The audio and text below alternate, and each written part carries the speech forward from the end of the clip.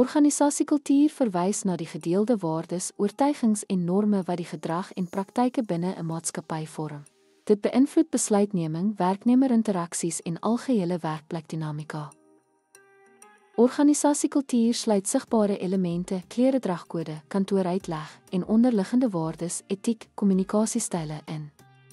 Dit ontwikkel mettertyd deur leierskap, tradisies en werknemerervarings. 'n Sterk kultuur bring werknemers in lyn met organisatoriese doelwitte wat prestasie en samehorigheid verbeter. Dit beïnvloed werknemersmotivering, betrokkenheid en werkstevredenheid. Verskillende soorte kulture bestaan, soos hiërargiese, innoverende of samewerkende kulture. Organisasiekultuur kan verandering, innovasie en aanpasbaarheid ondersteun of belemmer.